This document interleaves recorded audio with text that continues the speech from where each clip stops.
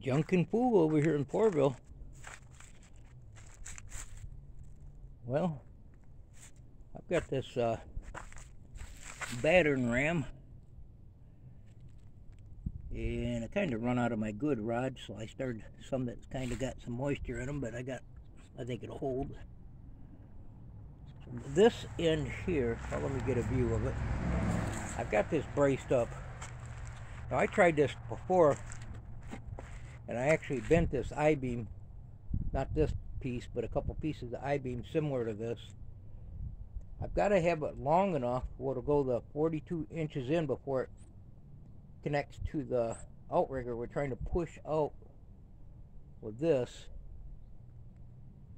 And that one's just an extra piece I bought up in case I needed to cut it. So I've braced this one up. It's got some bracing on the other side. It's really heavy.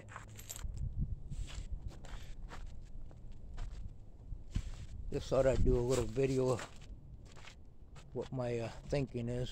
So it's braced up pretty good. I don't know if I'll bend this one or not. It's possible. It did take a little bit for the other one to bend. And what I'm going to do is put it on the big cement chunks. It used to be my neighbor down the road had a trailer house down there, and they were the foundation type setup, big, probably 800,000 pound concrete slab, solid cement. So the one end is going to go in here, and I measured in there. This one comes to about right here from this side. So my plan is to put that in there, get that big huge chunk of cement. We'll do a video of that, but we can't do them all at once. Got the backhoe moving stuff around. And to pull, or to give that a couple tugs, I'll have to move this back out back and chain it to a couple trees. This ain't something I haven't tried before. I did have two of these 10-ton power units, or whatever you call them, on here. And I didn't blow the seals. Actually, this is leaking. And I tightened it up and redid it. It's still leaking. But I had a chain wrapped around this before at the same time. And there's getting to be some weak spots in there that I'm afraid I'm going to rip it off. But if I do, I guess I get in there and cut this out if it comes down to that. But this has been pretty beat up. So I'm going to try ramming it with that thing. And like I say, I'll do a video. So I had the chain wrapped around here, around this part and down here, and I've had it hooked to a couple different winches while I was putting the old concrete to it, and it wasn't budging. And been kind of cleaning some stuff up out here. Actually, Debbie's been doing some of that when I was over there welding, but he's moving right along on that. We want to get all this cleaned up. Some of this will be scrap. Aluminum wheel there. So this truck's got a 20-ton winch on it. And I had that hooked to it. And it wasn't budging it. Right there's the winch. But and then I tried it with a smaller rollback I had. I did some videos of that a while back.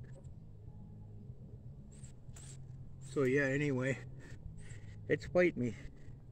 This right here, now the winch, since I put this crane on there, I tried to tie it into all the hydraulics, so I think I got to run that separate. So I think I'm going to unhook that and run that winch back to the original pump and tank separate from the crane. But that's another project. We'll get to that, hopefully. So yeah, that's my project probably for today. See if I can get this set up and find that concrete. I got it out there to set cars on someplace, and see if I can give it a few whacks with my wheel loader. I got to put some diesel in there, and the way it's set up, it's easier to siphon it. So got my siphoning hose right there. Siphon 5 gallons in it. There's a project for today in Porterville. Will it work? Who knows? I have Tried all the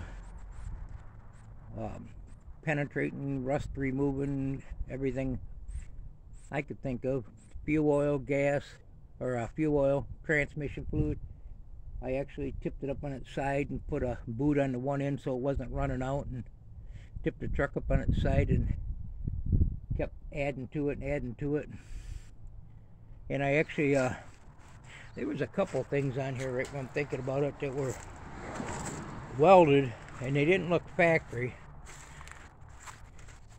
And I cut through them to make sure they didn't penetrate into the other metal inside, which would be this piece here.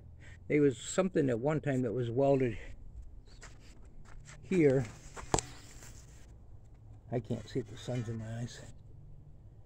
And then there was something that's, this piece right here was welded underneath.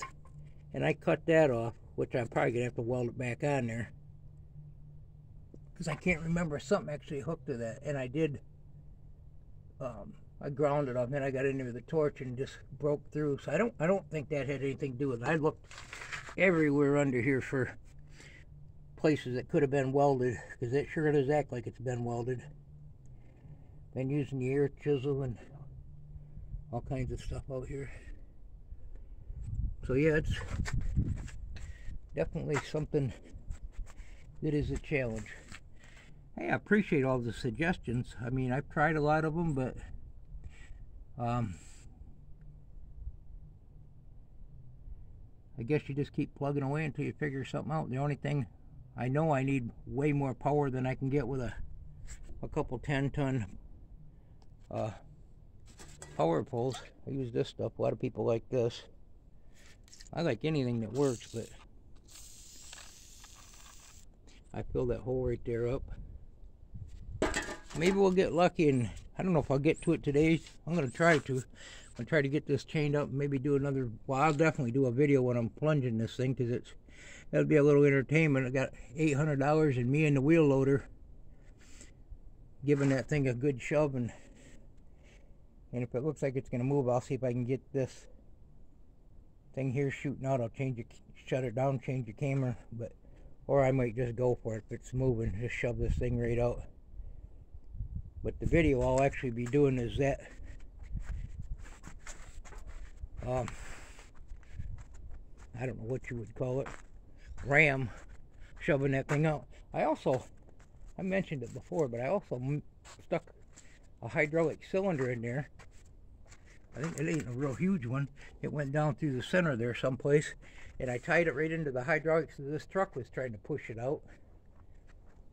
I come through that end there, and I also took this knuckle boom and I hooked the chain around here, and I had the 2 units on there. Hooked the chain around here with a knuckle boom, tried to move it out with the hydraulics, and it didn't budge. When I got it, I had to hammer that pin out. That pin, I actually had to hammer it out because it was out a little bit, so I don't know if I've ever moved it actually. And I had a hard time getting the pin out originally. But anyway, there you go. I'm going to get it out back today at least, and if anything comes down to videoing it, I'll do the video of giving it a push, which I may make it later on today. If not, maybe tomorrow. Well, there's a little update. And that crazy guy over there in Porterville, hey, thanks for stopping by. Have a good day. Goodbye.